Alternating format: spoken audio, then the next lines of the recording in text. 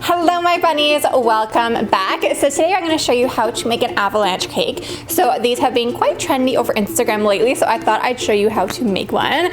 So let's get started. Okay, so first we're going to bake the cake. You want to place some flour, sugar, cocoa powder, baking soda, and salt in a large bowl and mix together. And I'll have all the ingredients and everything listed in the description box down below in case you want to make it. Then add some milk, vegetable oil, eggs, and vanilla extract, and mix with an electric mixer until combined. Then slowly add some boiling water and mix until well combined. Grease and flour 3 6-inch round baking pans and divide the batter evenly between the pans. Bake at 350 degrees Fahrenheit for about 30 to 35 minutes until a skewer inserted into the cakes comes out clean. Then just set them aside. To make the frosting, place some cream cheese and butter in a bowl and beat with an electric mixer until smooth. Add some vanilla extract and mix until combined. Then add the confectioner sugar 1 cup at a time, beating with each addition. And so you'll see in the ingredients list that we have white chocolate and sour cream as well, but you don't want to add those just yet. That is for the avalanche portion. Next, we're going to make the trees. Just place some Pocky on a flat tray lined with parchment paper and drizzle some candy melts on top, and you'll get this pretty drizzling effect if you use a piping bag, and then just snip a hole in it to make like a medium or small medium-sized hole. Like, you don't need to use a piping tip. These don't need to be that fussy. And then while the candy melts are still wet, just sprinkle some sprinkles on top. So since we're like in between Christmas and Valentine's Day, I'm like, okay, so it's like still winter outside, but everyone's thinking Valentine's Day. So I've like combined them both, so they're like pink trees. You don't have to make them pink, but I think it's cute. Then pop them into the fridge to chill for about 20 to 30 minutes until the candy melts have set, or if it's cold where you are, just pop them outside, which is what I did. Then to assemble the cake, slice the bottoms off of 3 of the cakes and the tops of only 2. So we're gonna leave 1 cake with a rounded top intact.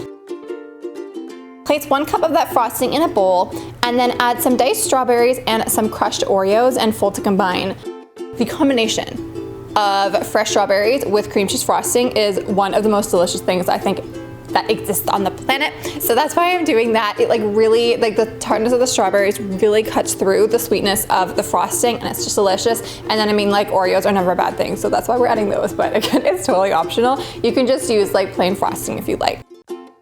Then stack the cakes and divide the berry frosting between both layers. And remember to place that rounded cake on top as the top layer.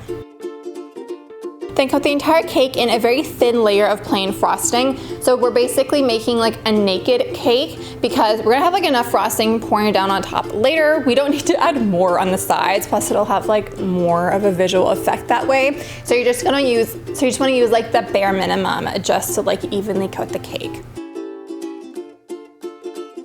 And then you're gonna wrap a sheet of acetate around the top of the cake and seal it with some tape or a sticker. And I'm shamelessly using a Panko Bunny holographic sticker because it's so cute. And also, if you guys would ever like to, like, I don't know, buy these, let me know and like I can make that happen. Now to make the avalanche topping. So to the remainder of the frosting, we're going to add some melted white chocolate and mix to combine. And then we're gonna add some sour cream and mix to combine.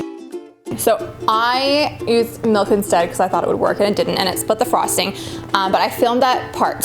So don't use milk. You want to use white chocolate, mix it until it's fully combined, and then use sour cream and then mix that until it's fully combined. That's what I did the 3rd time, literally it took 3 times. The 3rd time, and the icing stayed nice and it didn't split, so definitely do it that way.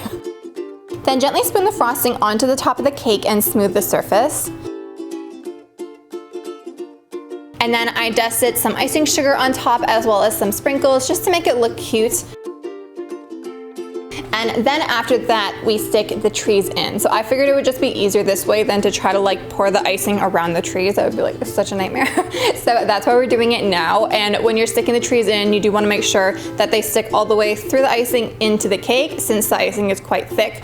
That's why I only decorated like the top 1/3 mostly of the Pocky sticks so that there would be enough to stick inside the cake. And then now is the moment of truth. Oh my goodness, I did this 3 times and it worked once.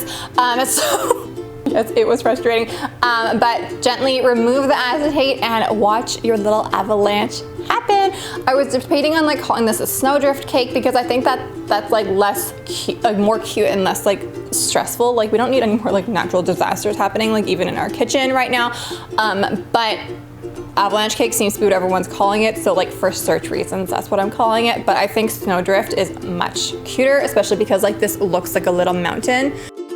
But anyways, yes, and you are done. So thank you all so much for watching. I hope that you like this recipe. If you'd like to see any other like trendy recipes or anything like that, definitely let me know in the comments. On Thursday, I am doing a very cool recipe that is a twist on another popular recipe that you guys have been seeing around lately that I've also already shot. So if you want to guess what it is, let me know in the comments down below. We are doing a twist on it. So if you don't like the flavors or like the kind of style of that recipe, this is a new option for you. So make sure you subscribed and you've rung the little bell next to the subscribe button so you get notified when that recipe comes up. I love you guys so much, and I will see you guys on Thursday for a new recipe.